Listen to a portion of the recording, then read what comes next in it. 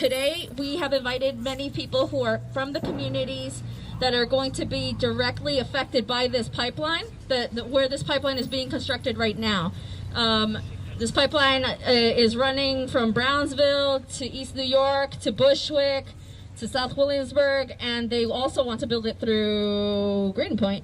So it's going through all North Brooklyn, through black and brown communities, black and brown working class poor communities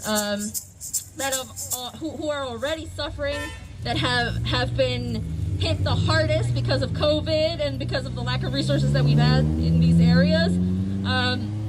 And this is going to cause a lot more harm, because we already know that this frack gas,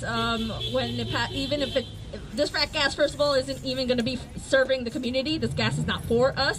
No matter how much they want to lie to you, it's not for you. This frack gas is only going to be transferring through, and while it transfers through Brooklyn, it's going to be contaminating Brooklyn. It will, if these pipelines are so delicate, and that they've been known for exploding and for leaking, and when that happens, it can cause cancer. Like, it's so radioactive that it can cause cancer to the community. And for them to be putting this dangerous pipeline through our neighborhoods without our consent, because Brooklyn never consented to bringing this pipeline in, right? Did it? Did they ever ask you? Did they ever ask you to bring it in? No. Did they ever ask for your permission? No. Your consent? No. No, right? They didn't ask me either, y'all. So this is why we're here. This is really disgusting, and we've been putting our bodies on the line every day since last week Thursday to stop the construction. We've delayed it successfully, please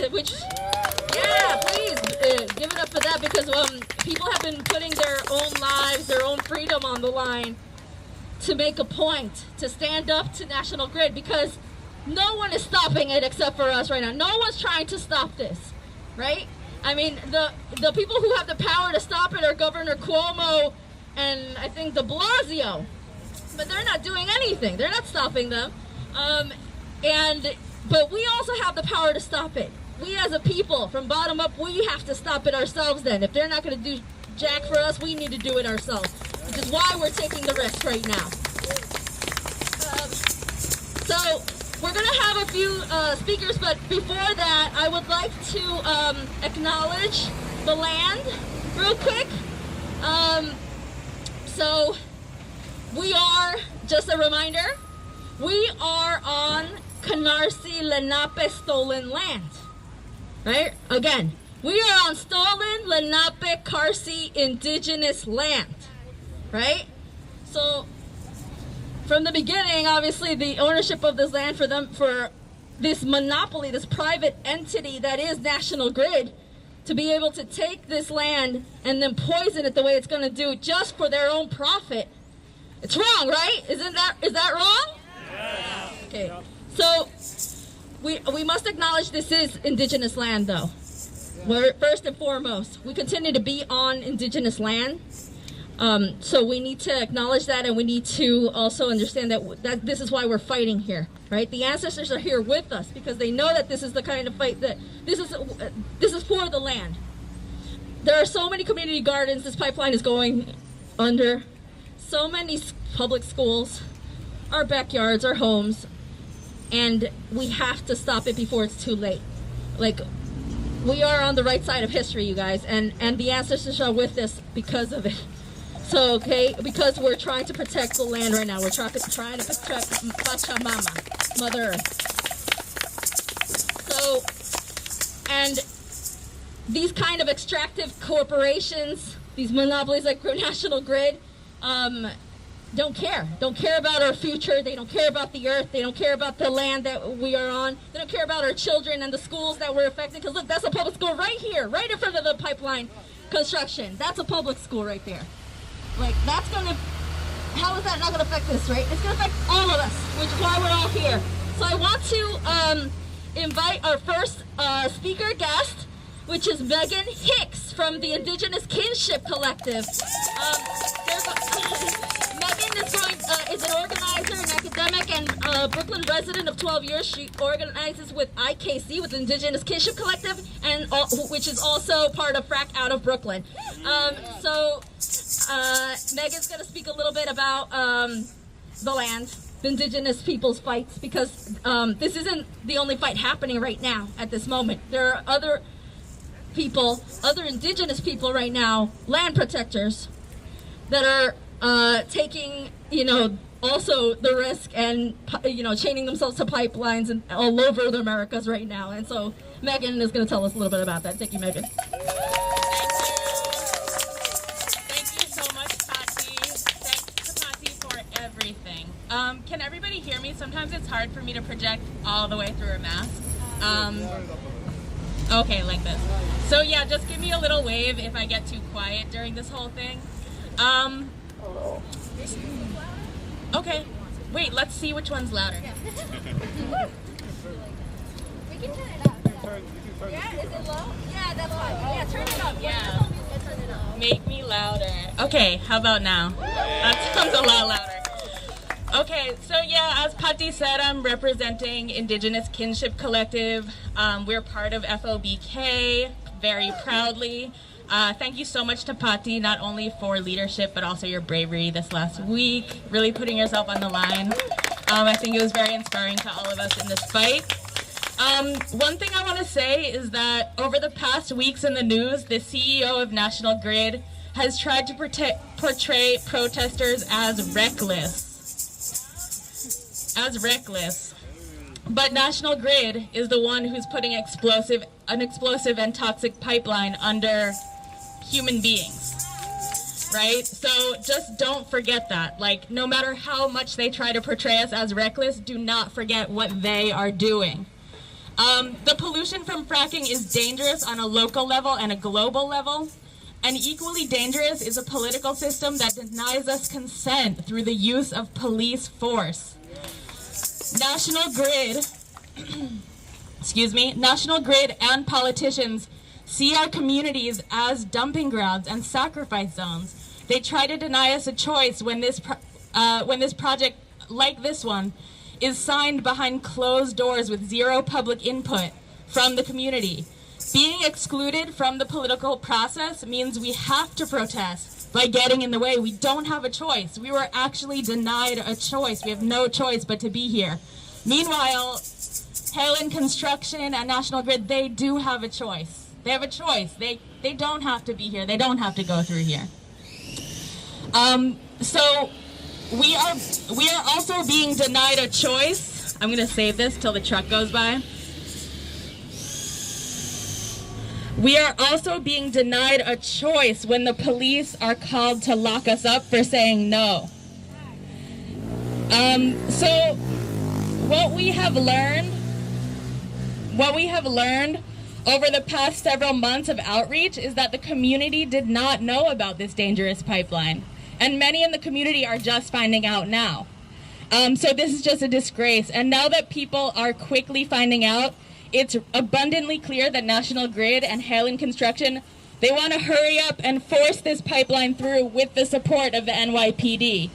Police always hide behind, and now I'm talking directly to the police who are here. Police always hide behind the assertion that they are here to protect the community. Y'all get so much money, you get so much funding, you hide behind the assertion that you're here to protect the community. Well, we are the community. We are the community. We are here. We're here protecting ourselves. We're the community. And what are you protecting? You're protecting National Grid and the pipeline. And these workers, National Grid and the pipeline and these workers are not the community. So who are you here to protect? Who are you here to protect? You can decide. The fracked gas that National Grid wants to bring here to Brooklyn is from Pennsylvania, a place that has been destroyed by fracking pollution. The website Penn Environment notes, already fracking has contaminated drinking water supplies with benzene, toluene, formaldehyde, and other dangerous contaminants. They clear-cut forest land to make way for gas wells, and it's crisscrossing the state with dangerous pipelines. Families living in the shadow of fracking face explosions mere feet from their doorsteps, polluted tap water that is unsafe to drink, toxic fumes in the air they breathe. The Pennsylvania Medical Society has called for a moratorium on new shale gas drilling and hydraulic fracturing. They know it's not safe, and they want to bring it here. They want to bring that here. This pipeline is not for the community, as Patti said, but it's a project planned to make investors rich. In fact, the community is being charged by dramatic rate hikes for a pipeline that is dangerous to us. And to get rich, National Grid and the shareholders want to destroy our land and communities. What this project is doing is forcing upon us a product that nobody wants, toxic fracked gas, so that a few people can get wealthy.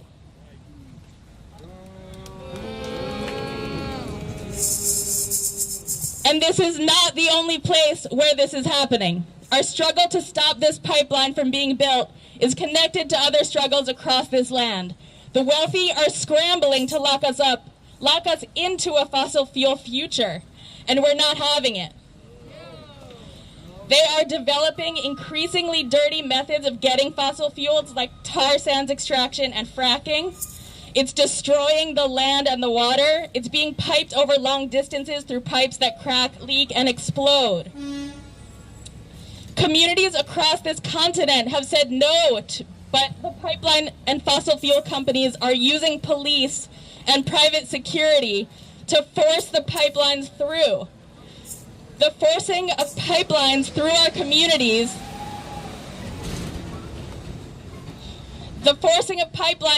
communities is directly related to colonial violence, which privileges some lives over others.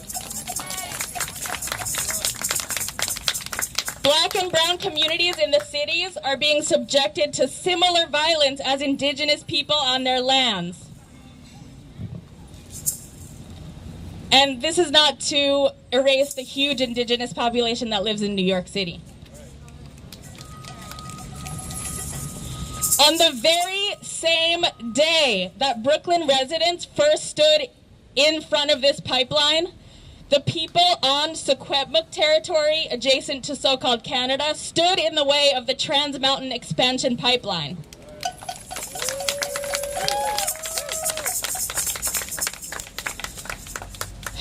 They put themselves in danger to protect their land, their water, and their future. 5 people were arrested, including a Secwepemc hereditary chief and his daughter. And just like here, the police up there, called the RCMP, are the goon squads of industry. They are there to protect the pipeline and corporate interests, and they are not there to protect the community.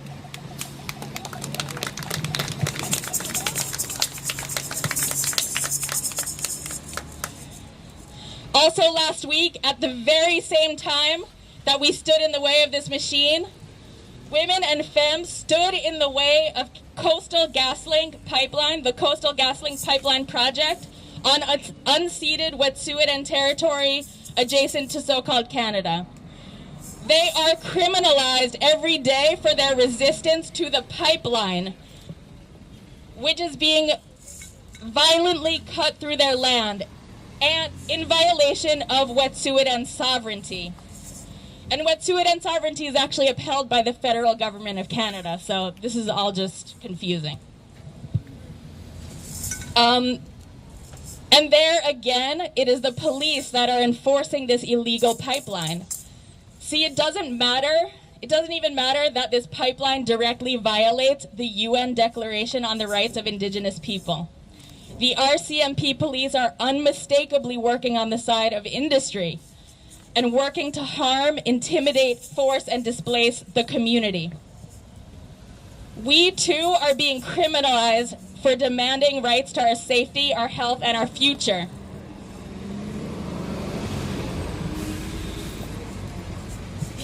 we too are being criminalized for demanding rights to our safety, our health, and our future. And by educating the community and exposing this toxic and dangerous project, we are revealing the alignment among different parts of this corrupt system. One part is the racism of being deemed a sacrifice zone.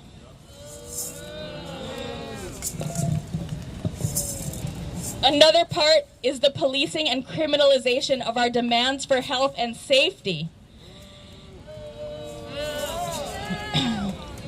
And another part is the big business that is behind the police, National Grid, and their sacrifice of us for the wealth of their shareholders. And that is why we say no to this dangerous and toxic pipeline.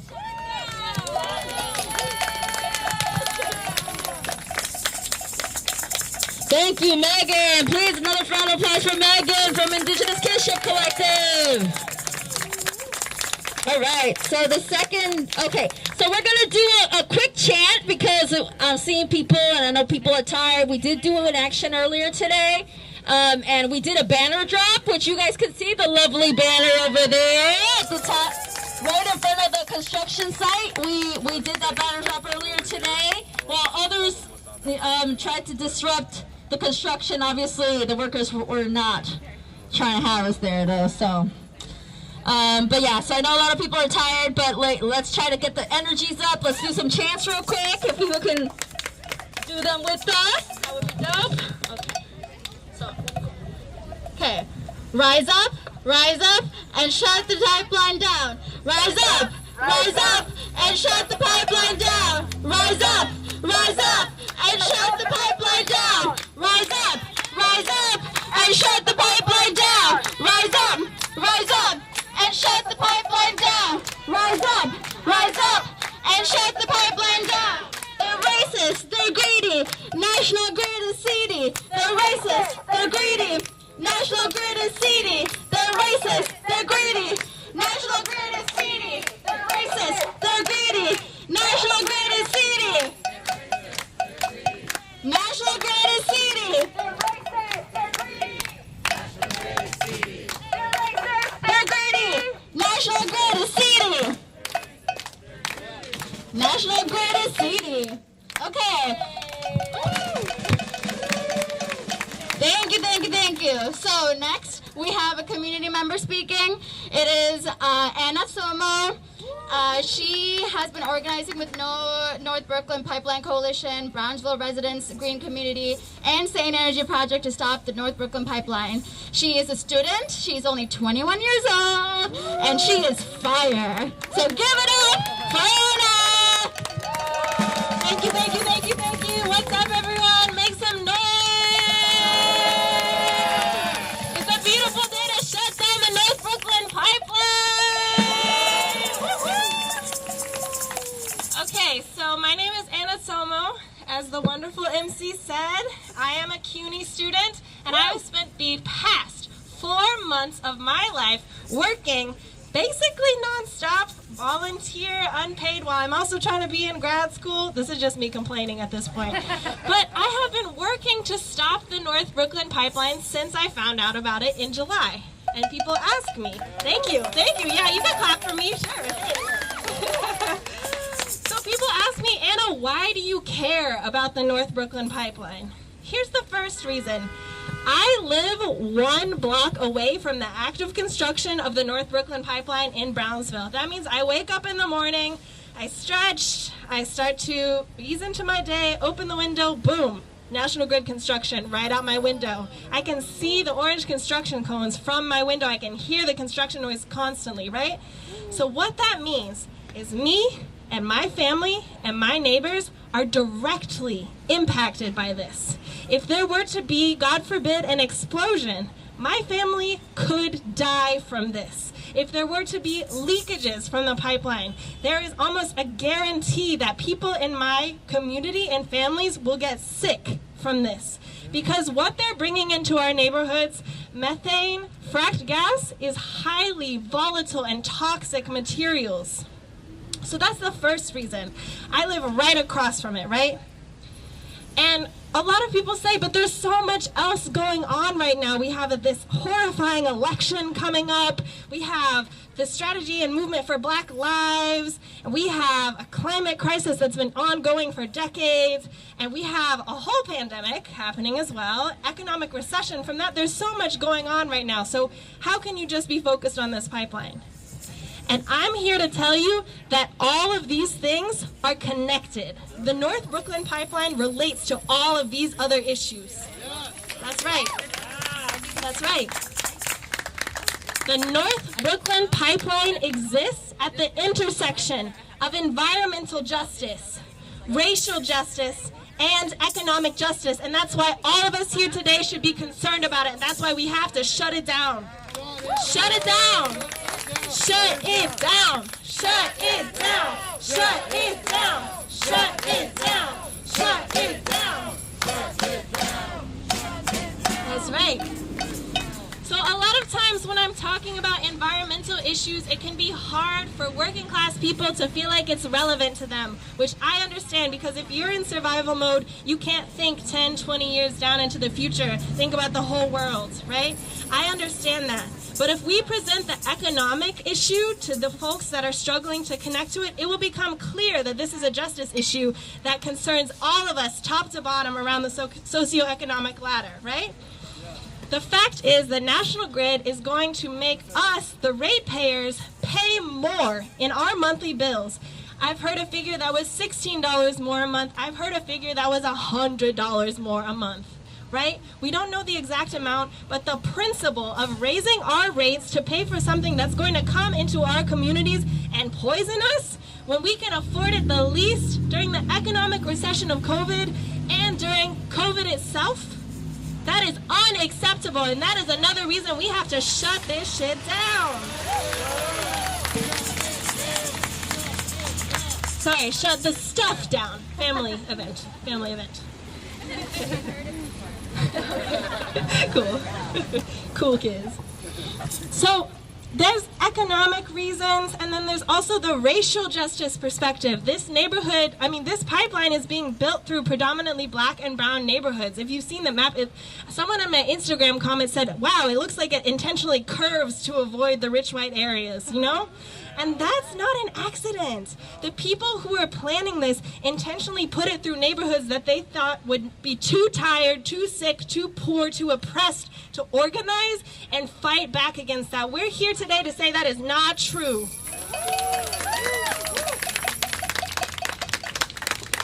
In my neighborhood, I live right next to a community garden. Miss Princess Cornette runs the DEAP Patch of Inspiration Garden. And this garden is one of the most resilient and beautiful resources in Brownsville, Brooklyn. They provide free food distribution to the community when people are struggling to pay for food. They provide free clothing for the community. They provide beds for folks who don't need it. Princess is working hard out of the goodness of her heart to provide for the community when the government cannot and will not. When the government is failing, our community resources are coming together and we're taking care of ourselves because we protect ourselves, right? We protect ourselves, right? And Princess's Garden is directly across the street from the construction of the North Brooklyn Pipeline in Brownsville, and that is just wrong. When you think about how much she's doing for the community and what it would mean if we invested in her garden, instead of investing in dangerous, poisonous, fracked gas infrastructure that's going to come in here, poison her garden, it's just wrong. That's another reason why we have to shut this down. Shut it down. So there are humans behind this story, right? I'm studying public health, so I could throw out a bunch of statistics to you all, and I'll throw out some, but just remember that each of these people, each of these neighborhoods, they're made up of people with stories, right? They have families, they have livelihoods, they have respiratory systems that they're trying to protect from COVID and now also from the methane gas the National Grid wants to bring through our communities, right? So the pipeline is over 7 miles long, and in the impact zone, or what we call the sacrifice zone, there's over 153,000 people that are at risk from this. And that's just the direct area around it, right? Does it make sense to build a pipeline through a place that is as heavily populated as Brooklyn? No.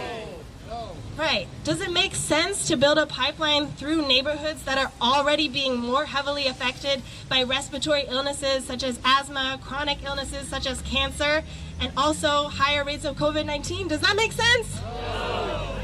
That's right. And so that's the economic and environmental and racial components of this. But in terms of climate change, methane gas is 86 times more potent. That's what we're talking about here. When you think about how toxic a substance like that is and that they're bringing it into our neighborhoods when we can afford it the least and making us pay for it, that should make you angry. You should all be angry, and you should all be telling other people that you care about so that they can get angry too. Because when we have a group of people like this come together, we are able to shut it down, and we have shut it down for the last week. 5 days in a row we shut down construction. People should not be having to risk their lives. Black and brown activists should not be having to risk their lives to go into police custody to lock our bodies to the pipeline. The reason we're doing that and escalating this is because we have done so much groundwork and activism, and our elected officials are not paying attention to our cries for help. We have over 12,000 petition signatures. Let's get claps for that. 12,000 petition signatures. So now I'm going to talk about action steps, things that we can all do. If you all are inspired by this and you want to throw down with us and get involved in organizing, we have a Google form that you can fill out that says, who are you? How did you hear about us? What can you donate? What are you willing to do to get involved, right? But not everyone has to come out. And a lot of folks are at home because we're in a pandemic. We understand that's totally okay. We want to meet folks where they're at. So there are 3 action steps that we can all do together today. It all takes, okay.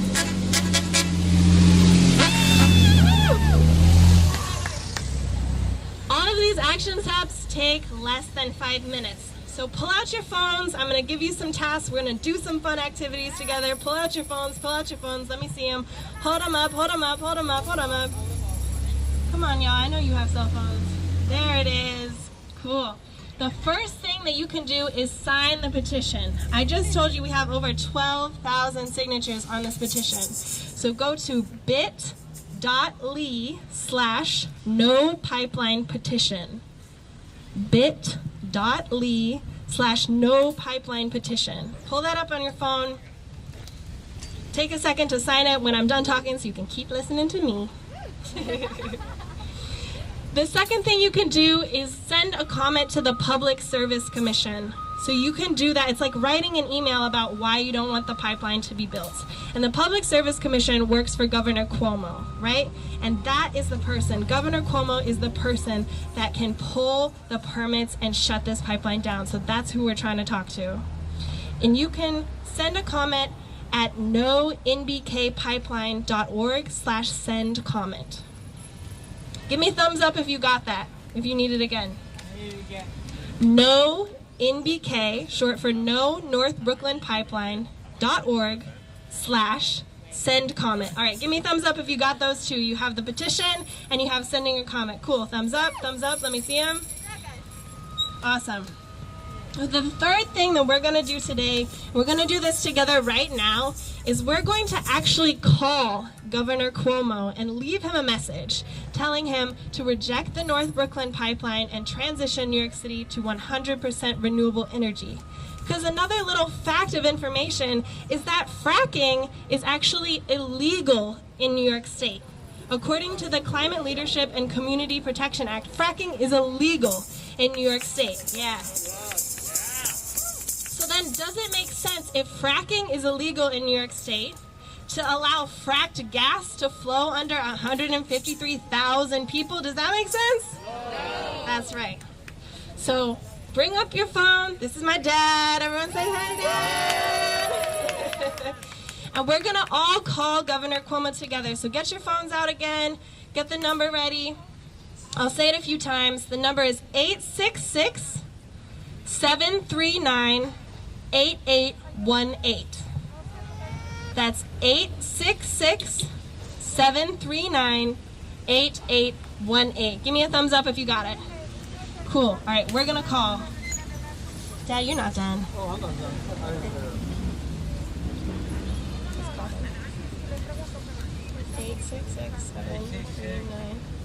866-739-8818. And I've been trying to call every single day so that Cuomo really knows that we're serious. Hi, this is Kim from North Brooklyn. Yo soy Eric, en el norte de Brooklyn. In a moment, you'll be connected to Governor Cuomo's office. En un momento te conectaremos con la oficina del gobernador Cuomo. Tell them to reject National Grid's North Brooklyn pipeline Pídele que rechace la tubería de gas en el norte de Brooklyn and move New York to 100% renewable energy. y que mueva a Nueva York a 100% energía renovable. You'll be connected now. Te conectaremos ahora. Thank you for calling the office of Governor Andrew M. Cuomo. For questions and information on New York State's efforts to combat the novel coronavirus, please call the designated hotline at 1-888-364-3065. If you would like to be transferred to this number now, please press 1. To continue, press 2. Hello. You have reached the office of Governor Andrew M. Cuomo. Our normal business hours are 9 a.m. to 5 p.m. Monday through Friday. To contact the governor directly, you may send a fax to 518-474-1513 or send mail to the Honorable Andrew M. Cuomo, New York State Executive Chamber, State Capitol, Albany, New York, 12224. You may also contact him through his website at www.governor.ny.gov. To best address your call, please choose from the following options. To leave a message sharing your ideas and opinions to help shape New York's future, please press 1. To speak to an agent, record your message at the tone. When you are finished, hang up or press pound for more options. Hi, my name is Anna. I live in Brownsville, Brooklyn. My zip code is 11212, and we have a message for you, Governor Cuomo. Y'all say it with me. We reject the North Brooklyn pipeline. We reject the North Brooklyn pipeline. And we demand that you transition New York City to 100% renewable energy. And that's it, y'all. That's your activism for the day. Give us a hand. Thank you. Thank you all so much. What's up? Oh, not to me. Okay. Thank you all so much. My name is Anna Tsoma. If you want to continue getting involved, come talk to me or any of these beautiful people wearing very obvious jumpsuits. Let's really do something about this, y'all. The last thing I'm going to say, I know I've been up here for a while, is that earlier this morning we were trying to block construction once more, and they put up this ugly wall in between us and the construction because they know we've been coming back and that we're going to do everything we can do to shut this shit down, right? This stuff down. Pardon me. So I actually got really emotional because I have been working on this for 4 months, right? And when I saw them paving in the concrete, it made me realize that we really have to mobilize around this now, right? Because it feels abstract sometimes when you do work around this, but it really is a matter of life and death. If you don't live in the impact zone, then look me in the eyes and tell me, Anna, I'm doing it for you. I'm doing it for your family because I don't want you or your family or your neighbors to get cancer. So please, if you take one thing away from this whole time I've been talking, call Governor Cuomo. You have the phone numbers in your phone now, and this really is crucial. It really is a matter of life and death. So thank you all so much. Thank you. Give it up for Anna. I don't know about y'all, but every time she talks, it just goes straight to my heart. And if she didn't just inspire you right now, then please rethink your fucking life. Hey, ho, ho. National pipeline's got to go. Hey, ho, ho. National pipeline got to go. Hey, ho, ho. This racist pipeline's got to go. Hey, ho, ho. This racist pipeline's got to go. Hey, ho, ho. This racist pipeline's got to go. Hey, ho, ho. This racist pipeline's got to go. Hey, ho, ho. This racist pipeline's got to go. Hey.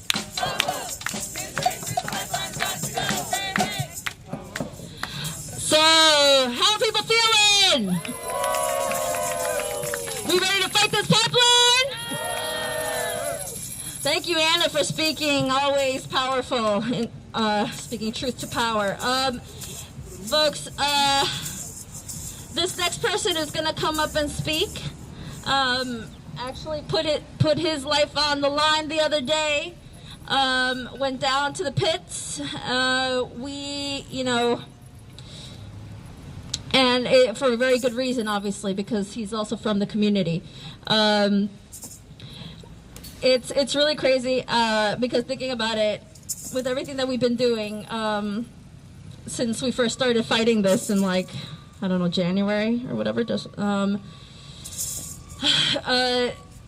It was really crazy to basically have to make that decision to go down underground to chain ourselves to this pipeline for this cause, so that people could pay attention to what's happening in these neighborhoods, right? So that people could pay attention, so people could know about it, and for political education for the community, so that they could come and be a part of this fight. This pipeline's going under my daughter's school, public school, in Bushwick. It's going under these community gardens all over Bushwick and Brownsville. Community gardens that were taken back by the communities to feed our people, because obviously a lot of our neighborhoods, have so many issues because they don't give us resources. They don't give poor Black and brown communities resources. So we've always lived within food deserts. So a lot of these communities took back the land to make these community gardens. But now that this pipeline is coming through, it can very well affect all of these community gardens. They're not gonna be any use anymore if this happens, if this continues, once the gas starts flowing. So we want to remember that.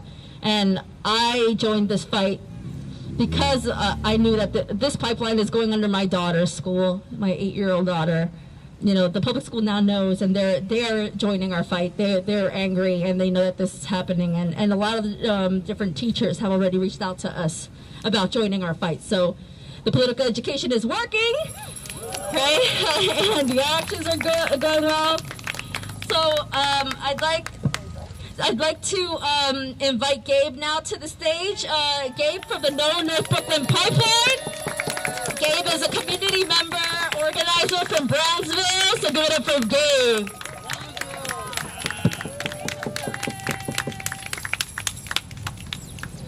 Just a lot of people.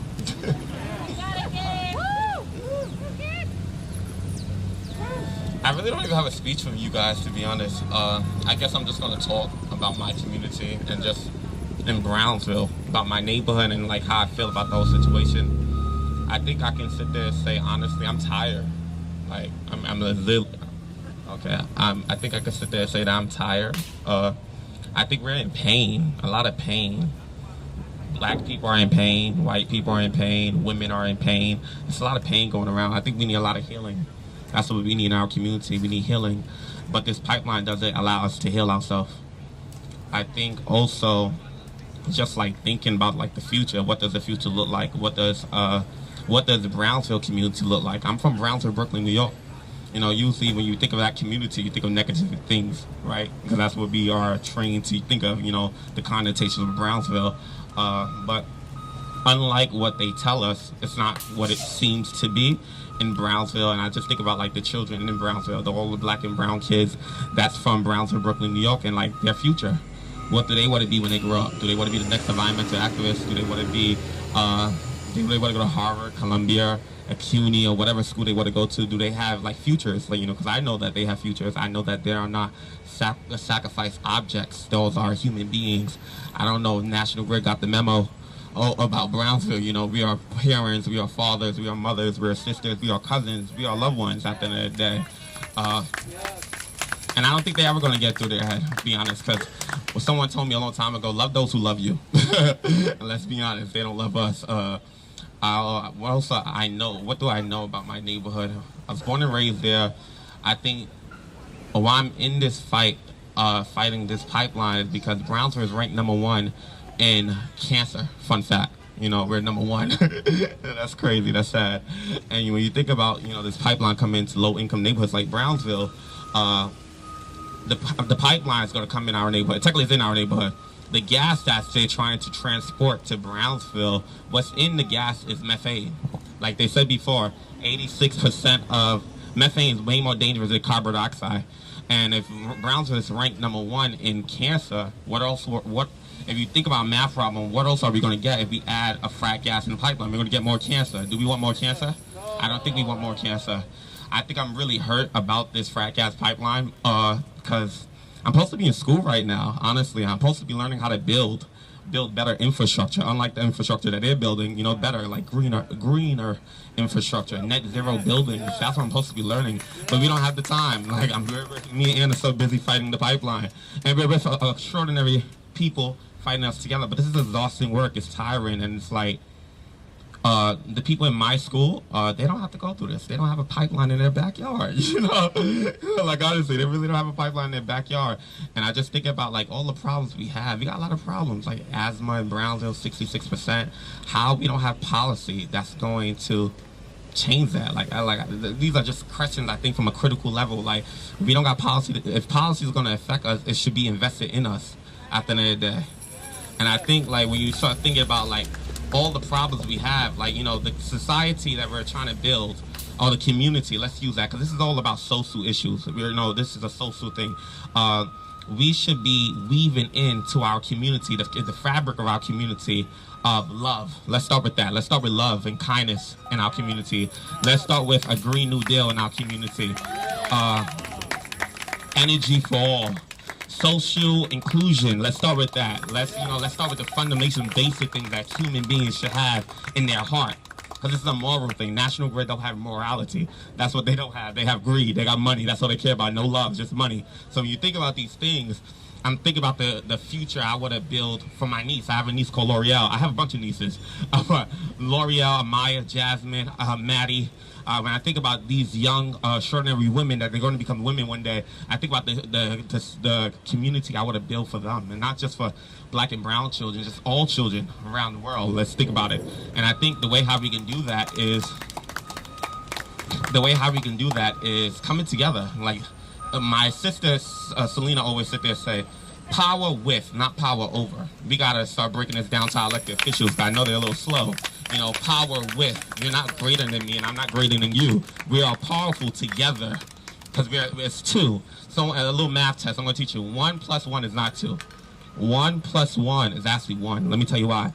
Because me and Anna together is not two people. We're one unit, and that's what we are. We're one human race. You know, it's a lot of factors that we got to play in, but at the end of the day, this frack gas pipeline that's coming into our neighborhood that has all these other problems, they snuck it into our community when people are the most essential workers. These are the most hardworking people in Brownsville. You know, you put in this neighborhood, if you think about the asthma rate, 66%. The air quality levels of Brownsville is -0.8. That's a dangerous level. And, you know, and I start thinking about, like, the society, like, you know, from a holistic approach, like, we don't have policy. Like, you know, what's the point of me of us electing politicians, elected officials, if they're not going to write policy? And I also think about accountability. In the word accountability is the word account. You are accounted for. Let's just think about that for a minute. So if we are accountable for each other, I am also responsible, because accountability generates responsibility. We have to be responsible for one another, because we're all one Brooklyn at the end of the day, and we're all one New York City. You know, what happens to Brownsville happens to Queens. What happens to Queens happens to the Bronx. At the end of the day, we gotta look out for each other. Mikasa, how you say family? How you say family? Familia, sorry. But we're one family at the end of the day. And I just think about, you know, the hard work that we're all doing together, unifying, organizing, trying to strategize how we're going to get this out of our neighborhood. You know, National Grid, the president of National Grid, what's his name? John Bruckner, that buffoon. Oh my God. Let me tell you that. He actually messed up my Jordans, fun fact. You know, my Jordans cost a lot of money. I call them the Green New Deal Jordans. But, you know, John Bruckner sat there and said to us that we disturb his pipeline, we endanger everyone in the community. Like, what's her name? Megan said, you know, we didn't endanger the community, you endanger us. Did we ask for this pipeline? This pipeline, let me just tell you something. This pipeline costs $185 million. This kid said I was going to say something else. That's why.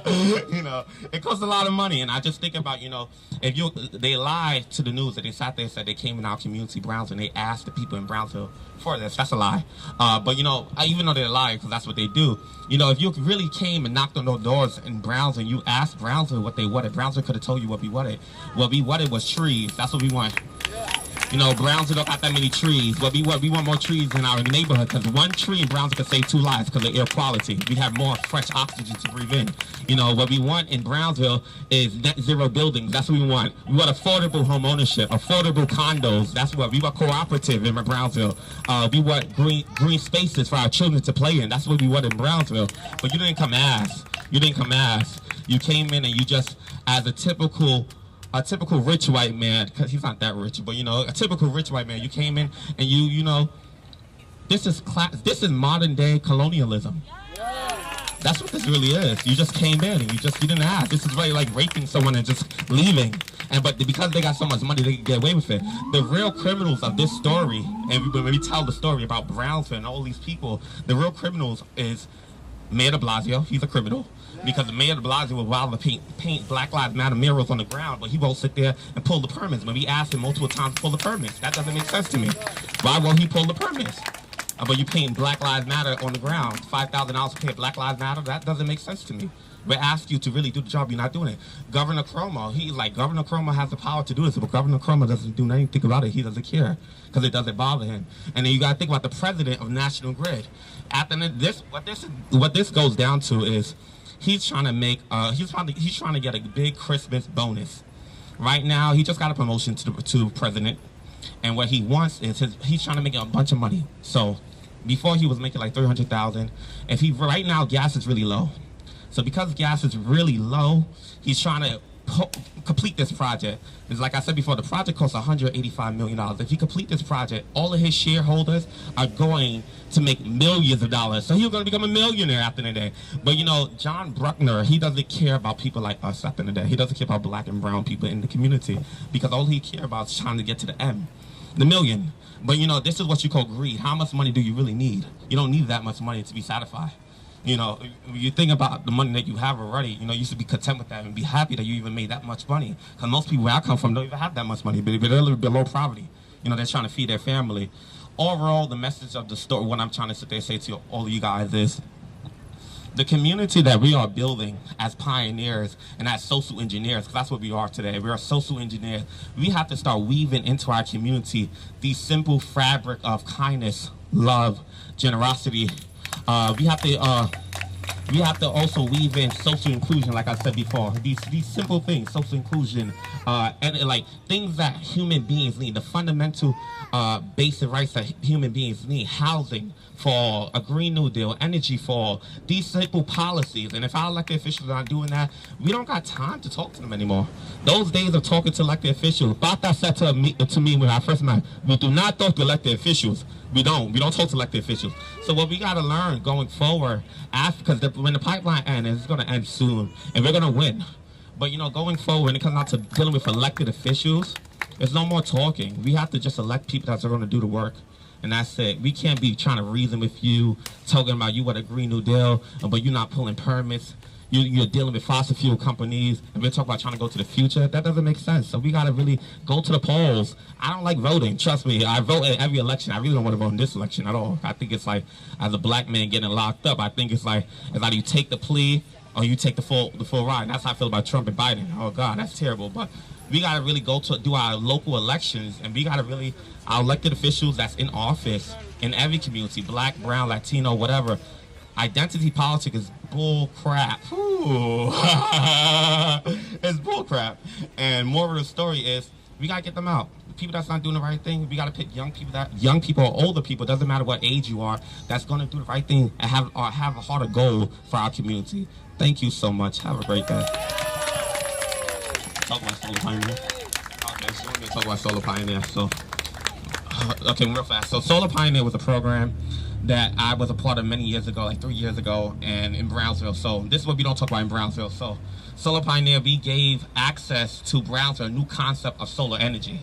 So we taught these young kids sales and marketing. We taught them soft skills and sales and marketing. So, you know, if you can sell solar, you can sell a house. If you can sell a house, you can sell a car. What these young black and brown kids learn from this community is like, oh, you know, they learn about environmental racism. They learn about renewable energy. They learn all these factors that bring them awareness of what they're doing to their community. These young kids got paid a stipend of $1,000, and what they did, it wasn't me. I would give it all to the kids. These young kids, these 5 or 6 young kids that we had 3 years ago, even now, they sat there, knocked on every door in Brownsville, and they solarized Brownsville and East New York. So 3,000 homes in Brownsville were solarized. So another reason why I'm really doing this work, and I'm really hurt, deep down I'm really hurt, is because the work that Solomon, Magali, Franca, those young kids did for Brownsville, that's what their legacy. When you think about every culture, Spanish people, black people, Jewish people, everyone have their own legacy. We got these young black and brown kids that could have did anything for the summer, but they sat to come here every day to learn a new skill, to go out in their community and educate homeowners how much money they can have saved through their electrical bill, what's the health benefits of putting solar. These young kids, by they doing solarizing their neighborhood, they removed 2.1 million tons of greenhouse gas from Brownsville. That's a lot of work. So when you think about this work that we're doing, and when you think about the work, I have to fight for it, because these young kids took their blood, sweat, and tears. They solarized that, and we're gonna let all that work going out for nothing. We're gonna pay a frack gas pipeline. Brownsville is moving to a sustainable future, one way or another. If our elected officials don't get on, or if they do get on to us, regardless, we're moving to a sustainable future, and that's the future we want. We're trying to do more solar. We're trying to do solar buildings. We're trying to do geothermal. That's common sense. Geothermal. That's how we're going to fix NYCHA. We need healthier housing. But more or less, that was the program called Solar Pioneer, and that's what these young kids did in Brownsville. And you just think about the hard work that they did, and now we're pinning a frack gas pipeline. That's not going to the future. That's going backwards. That's what I think. Thank you.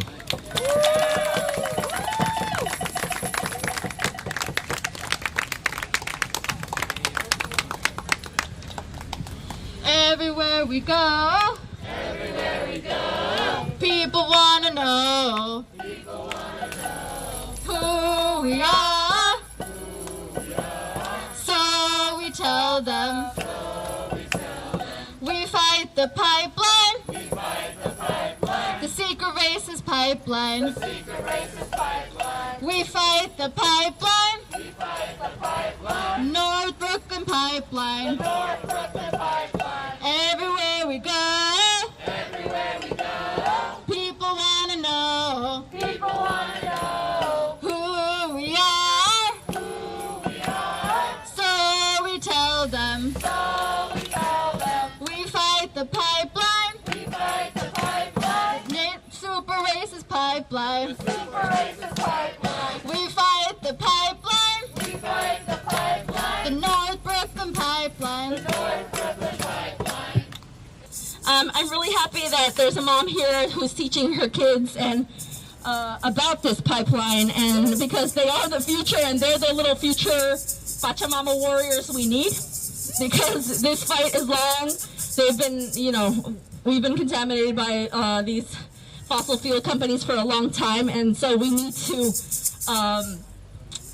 to really ingrain political education into our children so that they can continue this fight, because at the end of the day, it's going to be their future that's going to be at risk. So I'm really happy that I'm really happy here that Anna Larson is here today, who is a sustainability coordinator at Compass Charter School.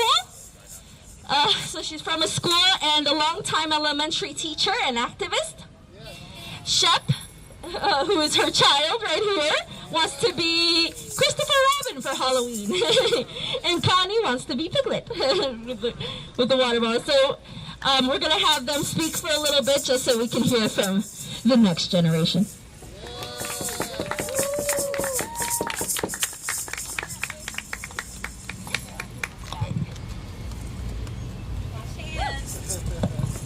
My boys learned how to count to 20 during this pandemic from hand washing.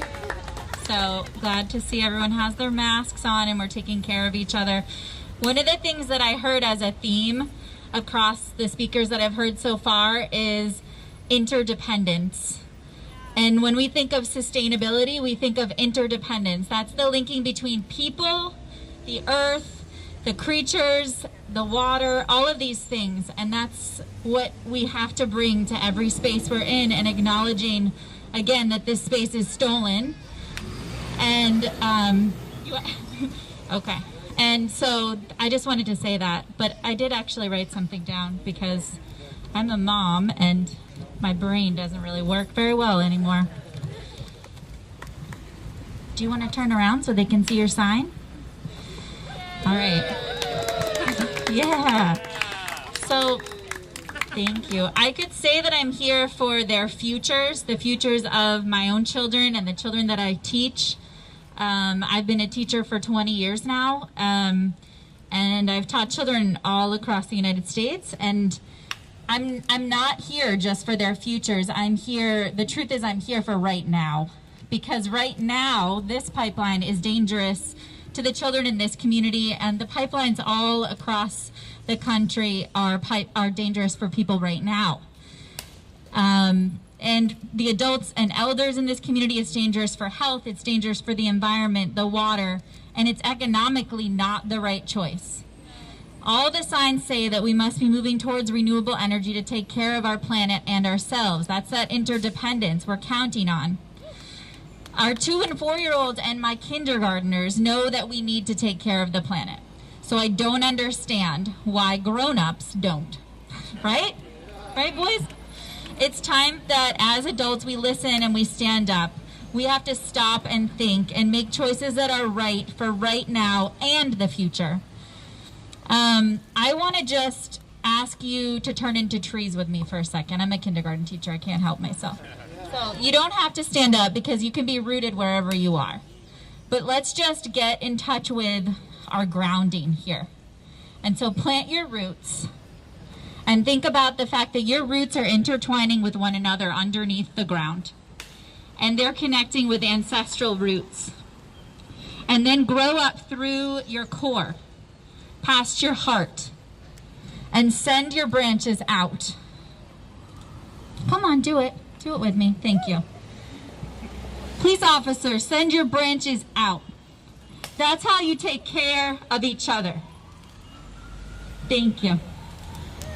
Shep wanted to share, get up, get down, keep fossil fuel in the ground. Get up, get down, keep fossil fuel in the ground. Get your bodies moving up.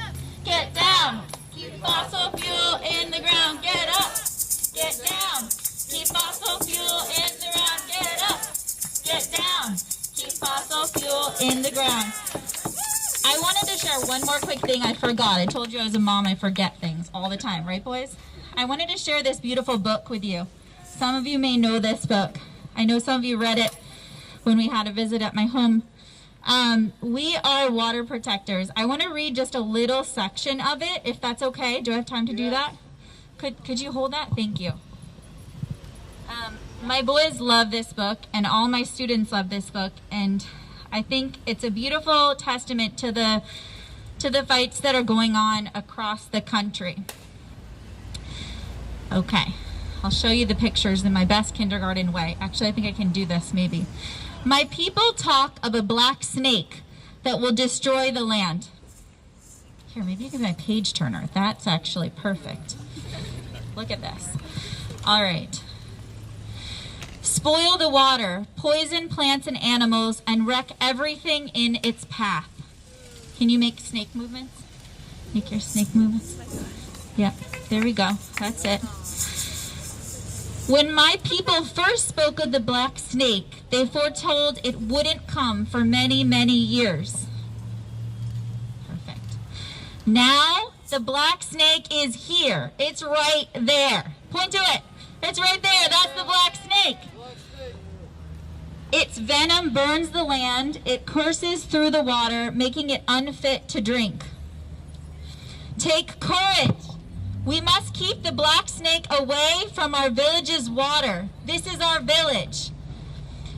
I must rally my people together to stand for the water, to stand for the land,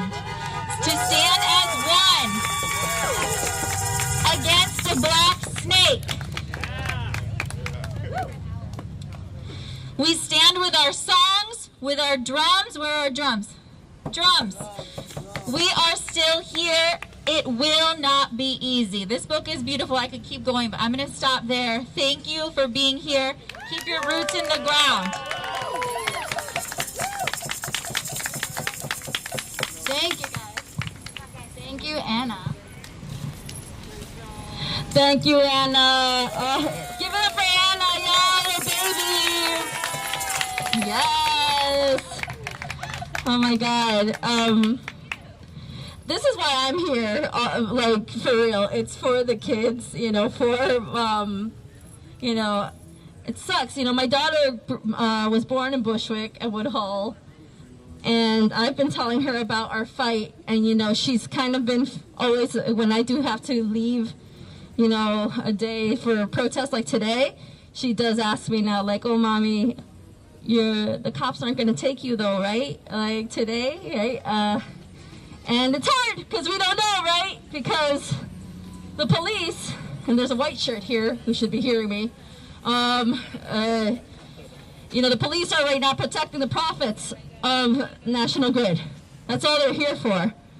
The police aren't here to protect people. They protect profits of those who will be violently putting this pipeline through, who will be contaminating us in our neighborhoods. So please understand that the police are not here to protect us.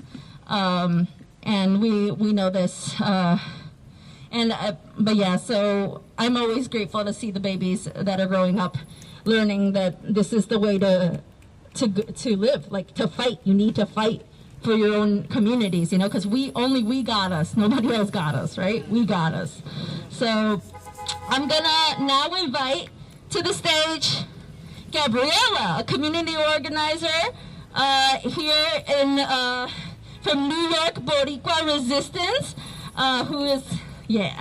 So we have actually been doing food distributions here in this area in South Williamsburg. And we're bordering with Bushwick, right? It's Bushwick, South Williamsburg border right here.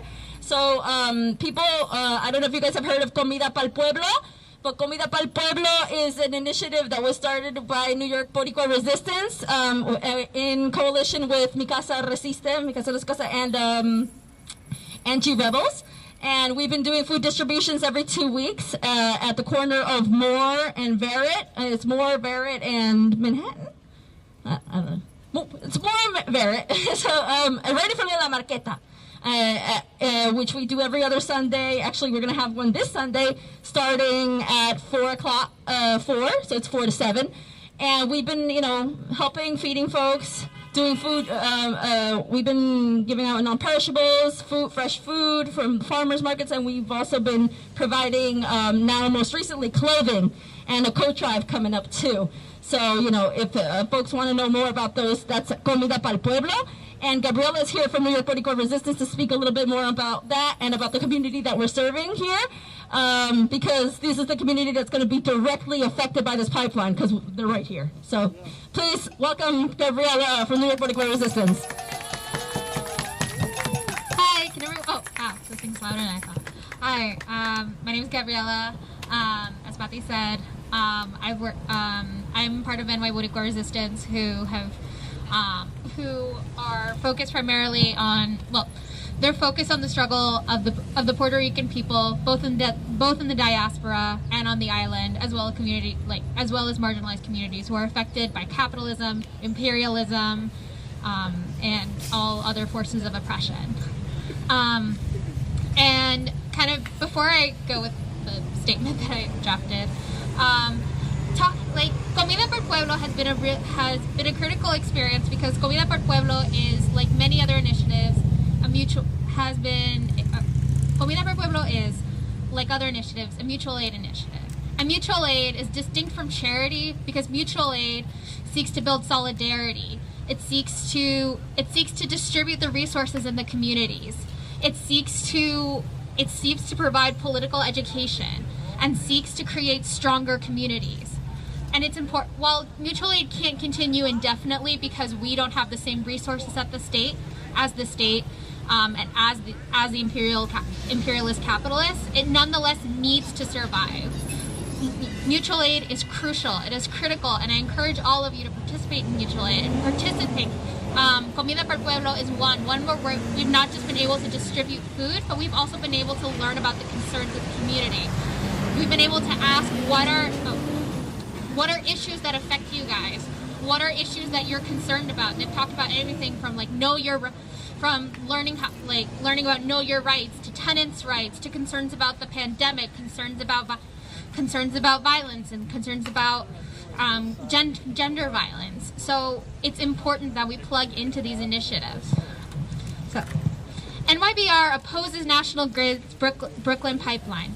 This pipeline does not provide a single benefit to low-income and working-class communities of color. Rather, it exacerbates climate change, gentrification, and displacement among affected neighborhoods. It represents the worst of corporate greed and a complete disregard for communities. The construction of this pipeline is environmental racism. Natural gas is not a renewable energy source, and fracking and pipelines are notoriously unsafe for residents. They are susceptible to bursts and fires. They contaminate nearby water sources and produce methane gases that are equally, if not more harmful to the atmosphere than carbon dioxide.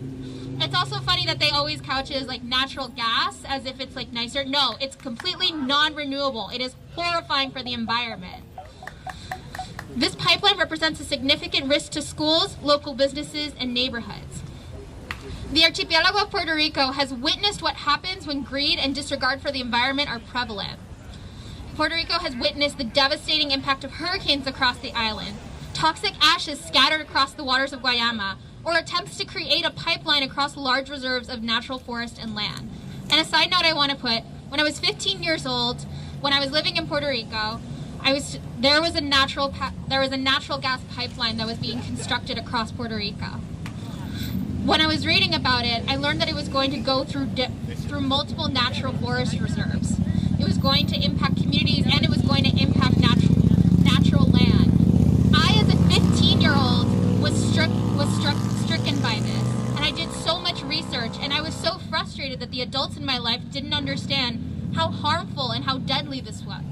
And as a 15-year-old, I was paralyzed because I didn't know what I could do about it, and I wasn't receiving exactly a ton of guidance about what I could do. So, and I particularly applaud all those with children because you're setting the example that I wish I had had when I was a child. Children, young people are extremely concerned about the environment, about environmental racism. And it's wonderful that you guys are leading this initiative and telling them this is what you can do and this is what you need to do. That's important, that your concerns aren't far off, that it's not something to be disregarded. This pipeline was not made with the needs of the community in mind. Rather, it is made solely for the benefit of National Grid shareholders and billionaire corporations. This pipeline will create significant hikes in energy costs for consumers. We're already in the middle of a pandemic that has devastated the economy. So nobody needs a pipeline that will just take away money from working class people. Side note, as I've been hearing speeches, I know that the main figure that people have mentioned is $185 million that has been on this pipeline. Do you know how much money the governor invested so that tenants who are falling behind on their rent could pay back their rent? $100 million for the entire state of New York. So people in New York City and upstate have to compete with each other to get money to pay for their fucking rent.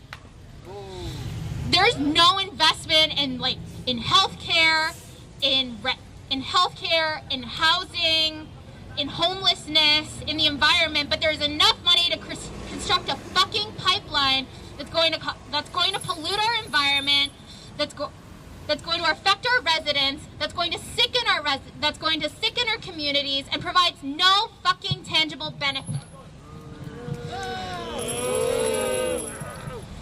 We recognize that we live in one of the most challenging moments in history today.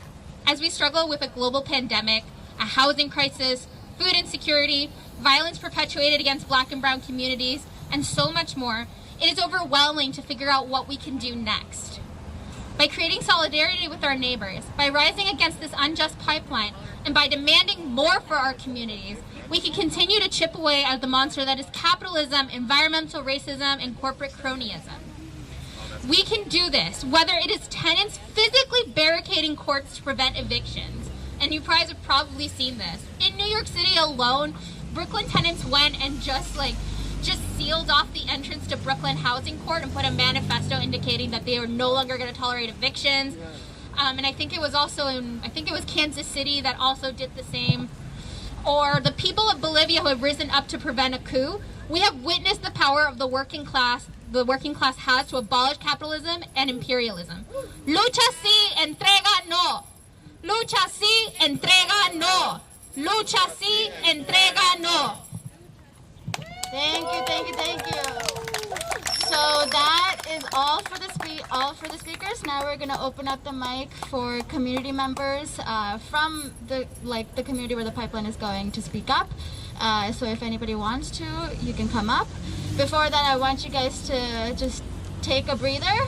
Breathe in, breathe out. Breathe in, breathe out. Thank you for sticking around. Yeah, give yourselves a round of applause. So, anybody wants to come up?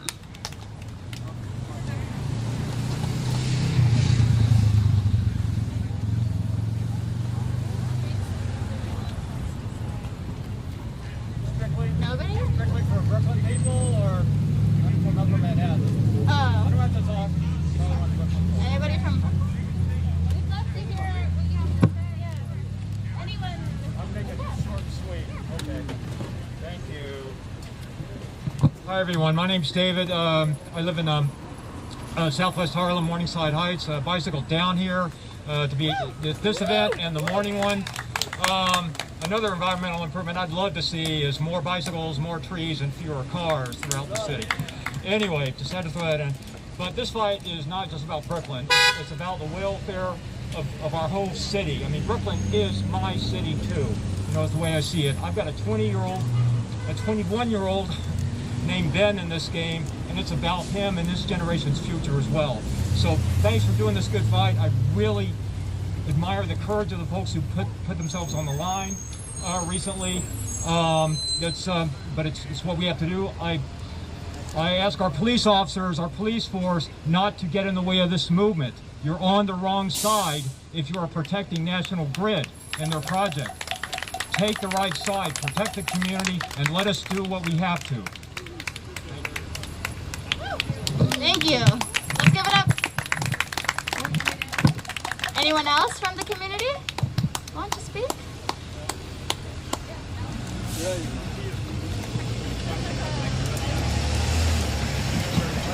Hey, I'm Jackson. I grew up on Leonard and Grand.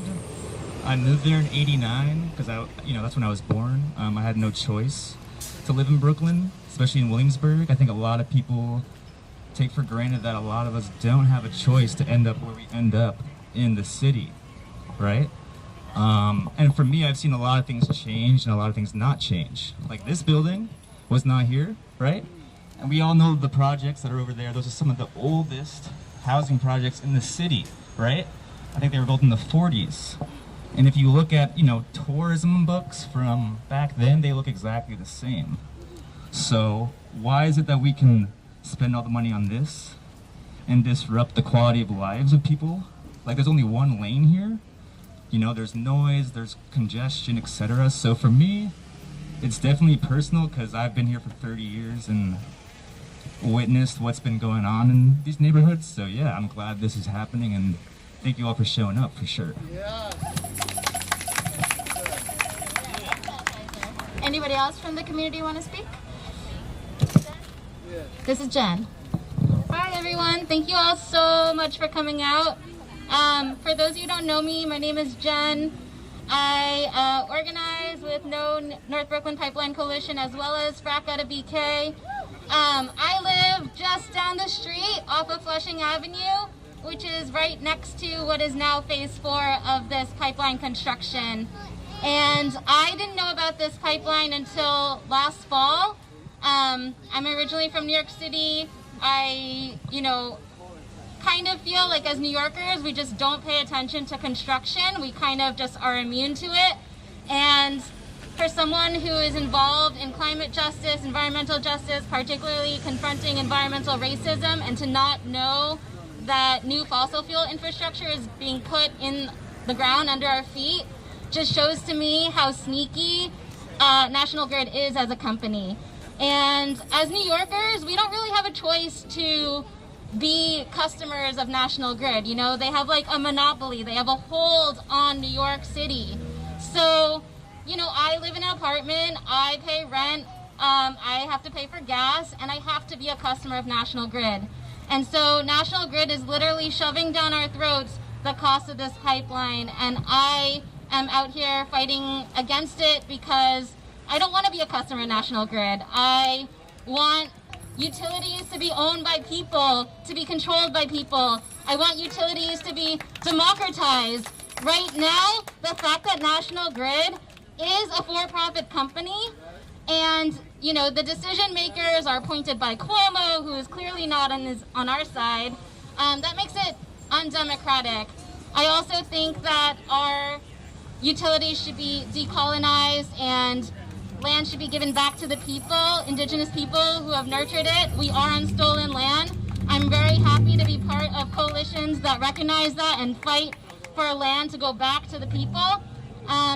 And yeah, I'm really excited to see all of you here. I see a lot of new faces, and I hope that you come and join our fight because the fight is not over. Thank you. So we're gonna have another person speak real quick. It's Jorge from New York Boricua Resistance, Bushwick native too. What up, Jorge? Thank you, Bati. So my name's Jorge, and I organize with New York Boricua Resistance. And I'm not gonna retell the stories everyone's saying here because everyone did an amazing job. But I'm gonna tell the stories of the vendors who suffered during construction, who sadly couldn't make it because they're too busy trying to make a living under these conditions. Construction began on Moore Street, as we all know, came down here. The National Grid gave no notice of their construction. They claimed they put up flyers. They claimed that they reached out to business owners, to store owners, and to landlords. None of that was ever given. When we had our first town hall, we had a speaker, Rosa, from the Marqueta, who explained that construction began in early this year, late December, and all the streets were blocked off. Everyone thought that block was closed. And because of that, individuals couldn't walk on the sidewalk because construction vehicles are parked on the sidewalk. Cars are being towed away. Individuals believed Moore Street was shut down. And then what we realized was these stores weren't shut down and they were suffering way before the pandemic started. People believed that they couldn't get into the Marqueta, they couldn't go to Jaramesa store, San Germán. People thought they couldn't go to the record store, couldn't go to the pharmacy, to the clinic, even to the community garden. That was all on Moore Street. So these vendors, these business owners suffered a long time before this pandemic. Oh, my fault. They suffered a long time before COVID started. Then COVID hit, and they were forced to shut down up until May. Many of them are still struggling because of the new restrictions. There's even some still leftover construction equipment on Moore Street. There's still remnants of that construction, being that a lot of people can't walk on the sidewalk.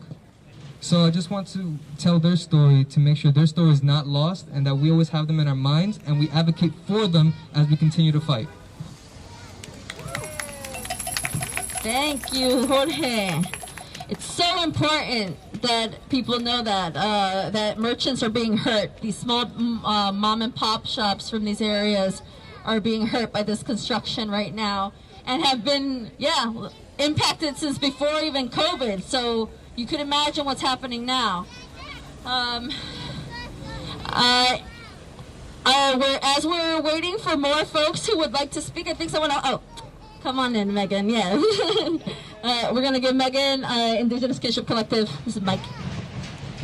Thank you. I wanted to specifically, I was hoping actually to get to tell this message to the workers who've been here, but instead I am hoping to direct this message to the police who are here.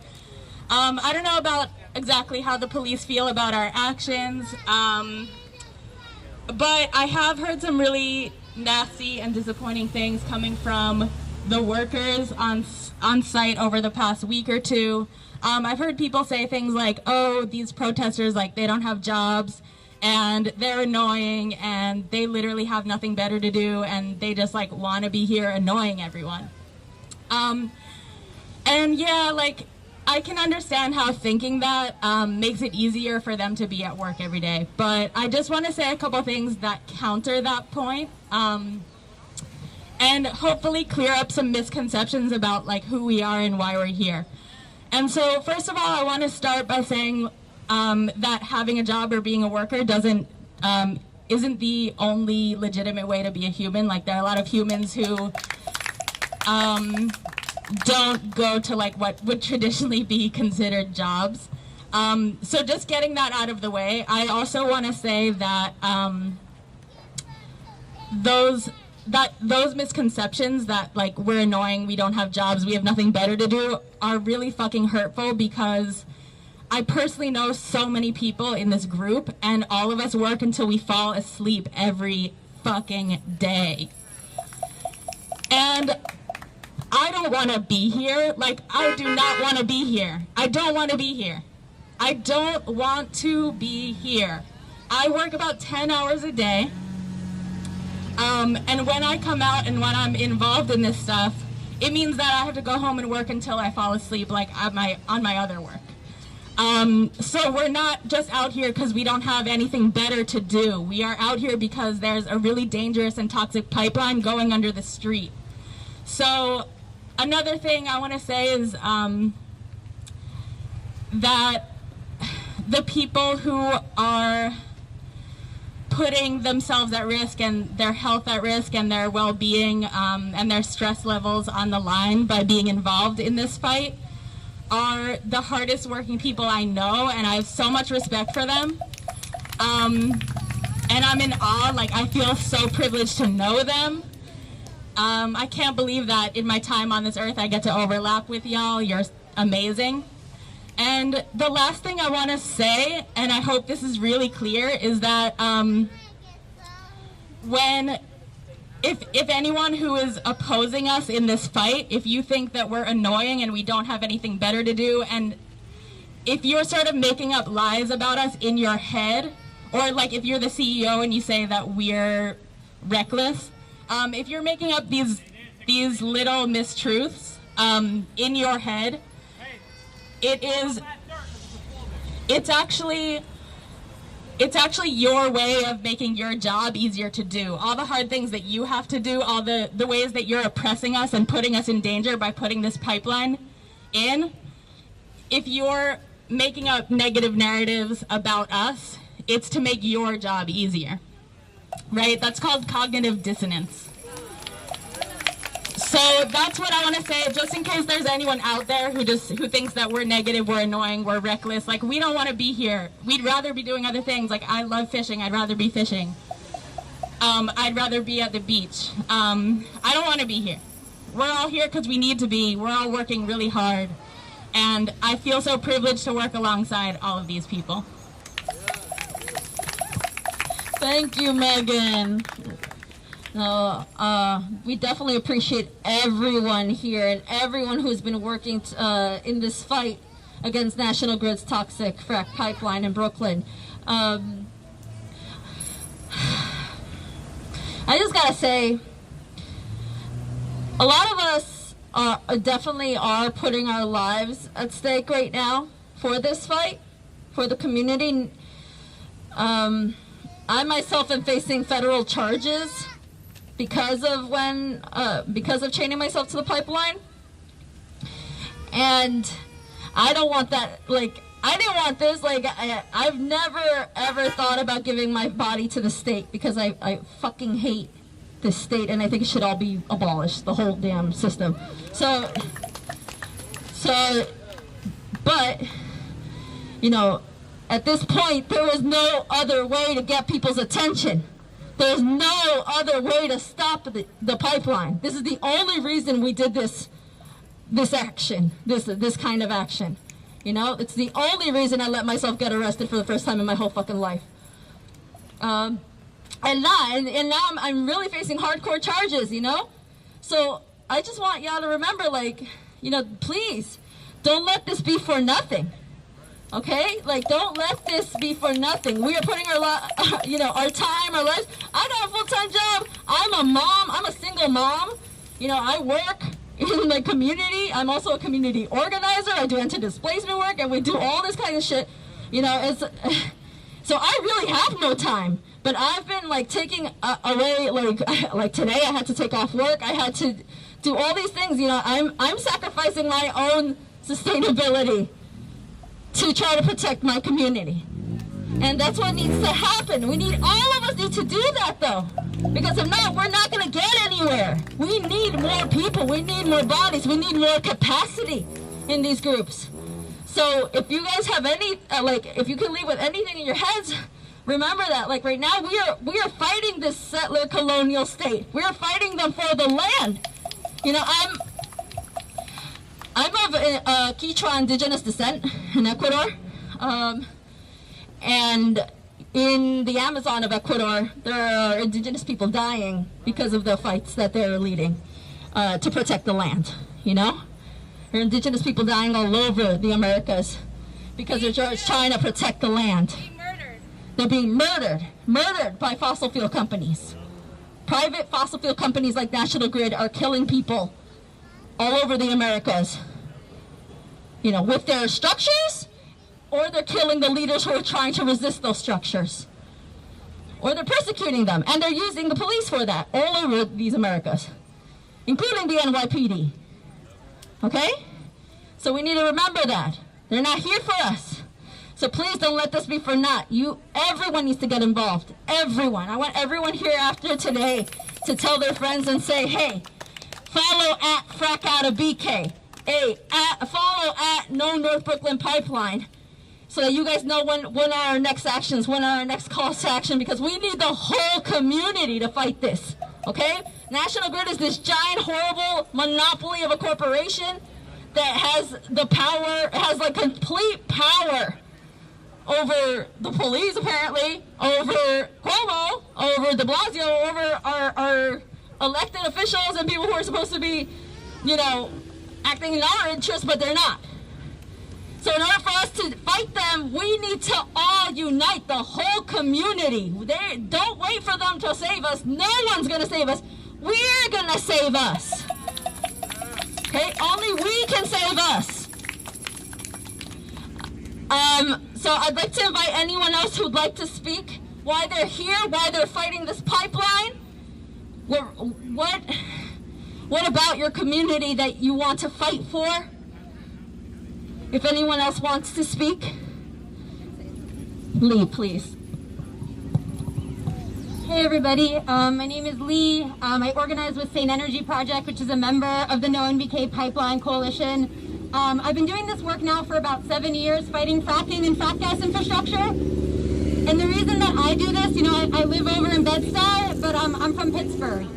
And, the river that I grew up swimming in, the Allegheny River, it's called the Ohio by the Seneca people. There's radioactivity in that river now. And I don't know if I'd ever want to swim in that river again. And that absolutely breaks my heart. My family, my great-grandpa worked in the steel mills. And that polluted Pittsburgh's air for so long. And now they're building all this infrastructure all around Pittsburgh. There's wells all around Pittsburgh. They're trying to build this big thing called a cracker plant to use frack gas byproducts to make plastics. Because, we need more plastics. It's ridiculous. And so the political landscape there, they're not having almost any victories in Pennsylvania. They're just getting slaughtered there. The whole state is being crisscrossed by frack gas and frack liquid pipelines. I have interviewed and talked to so many people who can't drink their water because of fracking or these frack gas pipelines that they're building. So a lot of this fight for me is to protect people I love in Pennsylvania, so-called Pennsylvania, fuck those borders, those lines that a bunch of colonists drew. Because, that's my family. And the work that we're doing here in New York is actually saving lives there, because we have stopped pipelines. We stopped the Williams pipeline. It was a gigantic pipeline that would have started in Pennsylvania, then gone through New Jersey, and they would have dug up New York Harbor, right off the coast of the Rockaways and Coney Island, and some of the people who have been hit hardest in New York by climate change. But we stopped that pipeline. But it took us 3 years to do it. And I want to say, you know, Sane Energy, we found out about this pipeline about a year ago because we're a party in this rate case proceeding where National Grid is trying to raise our rates. And the amount that this fight has grown in a year during a pandemic, during the most difficult times to organize, you know, when so many people are just trying to feed their communities. So I just want to thank everybody because this has been so beautiful and so powerful. And the amount of people just showing up and doing whatever they can. And we've just built an incredible amount of power. And I just also want to talk a little bit more about this process, you know, how our energy decisions are being made. You know, when we entered this rate case, there was nobody else really fighting for these things. You know, in the past, our regulators just rubber stamped these things. But now there are dozens of community members in this thing fighting back. But most of this decision is being made in confidential settlement negotiations. We have community members chaining themselves to pipelines, and this decision is being made behind closed doors. And I can guarantee you the people in that room do not look like this community at all. And so, you know, we got to do this weird thing called an evidentiary hearing before it went into confidential settlement. And I got to like cross-examine National Grid. And I asked them if they had looked at the greenhouse gas emissions of this project, and they said no. I asked them if they look at the environmental history and the demographics of the people, and they said no. And, you know, I think I did a pretty good job of, like, questioning them because at the end of it, National Grid's lawyer came up to me and said I did a good job, but so did New York City's lawyer and New York State's lawyer. And all I wanted to say was, why the fuck am I here? This is your job. Like, literally my taxpayer dollars are paying you to do this. And at that point, you know, I was still part-time at Sane Energy. I was serving and bartending, you know, so these lawyers in this room, you know, they are making more per hour. Or National Grid's, you know, president makes more per hour than I make in a month. You know, has more money than I have saved up. And, you know, having to sit in these meetings and listen to these lawyers, you know, argue over how much money National Grid is going to make. And then I'd have to go, you know, serve margaritas to people and write testimony late at night. And so these, you know, this system is completely not meant for us, our current energy system. So as Jen said, you know, I'm all for taking over our utilities. There's no reason National Grid should exist. They're a middleman, right? They don't create this energy. We pay for them to build these pipelines. So why do they exist, you know? And really another important thing to know about National Grid is they don't even make money by delivering gas to us. They make money by building infrastructure and then charging us like they get a rate of return on that. That's their business model. It literally makes no sense. So I also want people to recognize the power that we have with our energy bills right now, right? Like we're all paying National Grid bills. We get them in our, you know, like every month. I really want us to not pay for this pipeline, you know? So if it's finished and gas starts flowing, the fight will be of whether or not we are paying for our own destruction. And I think Anna mentioned this, you know, it might be like a $16 a month rate hike, but there's about 1.85 million downstate National Grid customers. That means all of us total would be paying about $100 for this pipeline. And you know, there were shifts where I worked really hard and it was slow, and I barely made $100 in tips, you know? And the thought of having then to send that money to National Grid and John Bruckner, who lied about this. National Grid is such a liar. They said this isn't a pipeline. Like, we have eyes, we can see this. So just please recognize the power that you have, because National Grid can't function without us sending them money every month. So maybe you just don't want to send them that extra $100, you know? There are, you know, definite threats to not paying your bills. And, you know, we can talk about that, but if we all just stop sending them that $100, you know, we can really start taking back our power. So just thank you again, everybody, for joining this fight. I thank you for my family in Pennsylvania who can't fight this in a lot of ways. And just thank you so much to everybody who put their bodies on the line, especially our black and brown comrades who we know, you know, what that means for them to be entering the system. So just thank you again, Patsy, for putting your body on the line, Benny, AT, and Lincoln, and Mario, and Chariot, and Gabe, who's done amazing, amazing work. The first time I met Gabe 3 years ago, he was nervous to be interviewed. He's like, I don't want to talk about things because I was so interested in his solar program and the amazing work he was doing in Brownsville. He's like, yeah, I don't know. I don't want to be interviewed. And of course, once he spoke, he was amazing. But just thank you, everybody who's been sacrificing so much of their lives. And yeah, we're all tired, so we need new energy, we need new blood. And just from the bottom of my heart, I love you all and thank you. Thank you, Lee. Before we close out, I just want to mention we have a bunch of other events coming up. So we had 2 events today already, which is spectacular. This team is working really, really hard. But tomorrow at 7 p.m., y'all know the McCarran Park Black Lives Matter gatherings. They happen every night. It's been happening every day for like 140 days, something like that. Me and Gabe are going to be there doing another teaching about Black Lives Matter. So everyone say Friday, 7 p.m. Friday, 7 p.m. McCarran Park. Cool, so that's the first one. The second one is on Sunday at Cadman Plaza. There's going to be this enormous activist summit, New York City activist summit. Several thousand people, I think, are going to be there. And the top message of the entire event is stopping the North Brooklyn Plaza.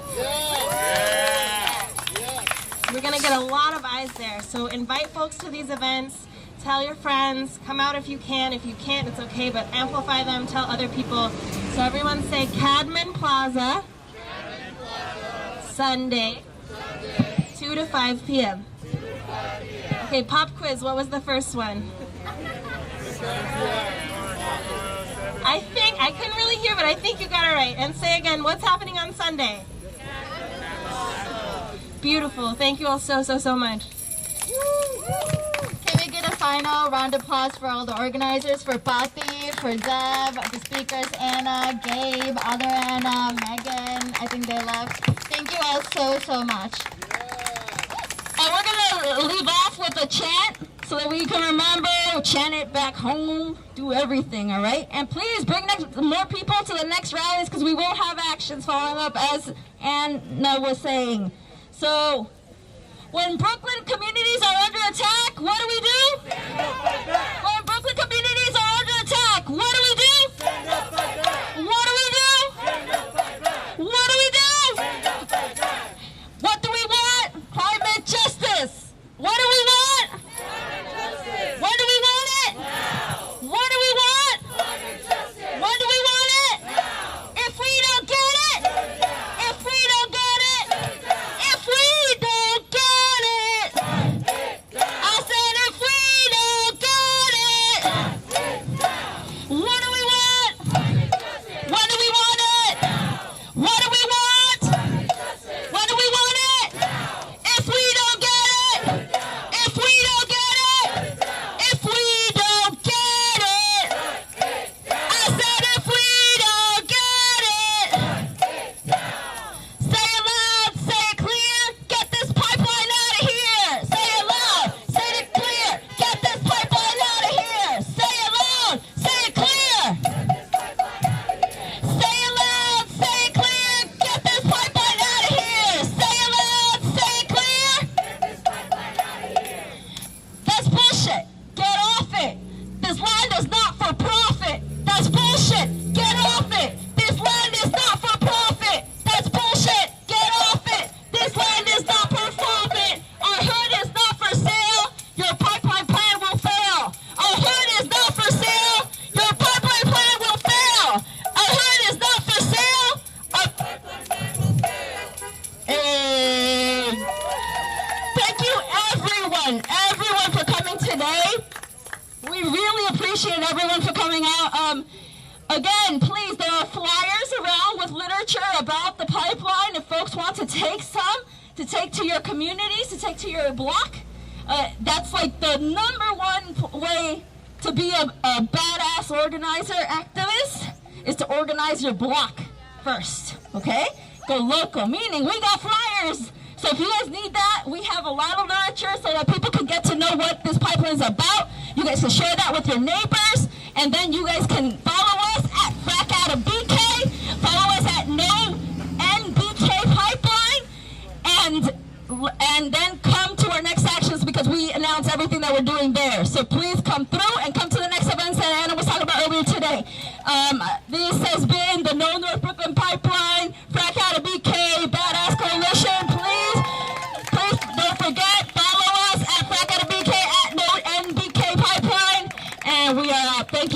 so much for being here. Peace and love from the ancestors above. This concludes the Extinction Rebellion live stream. Thank you for supporting and being here today.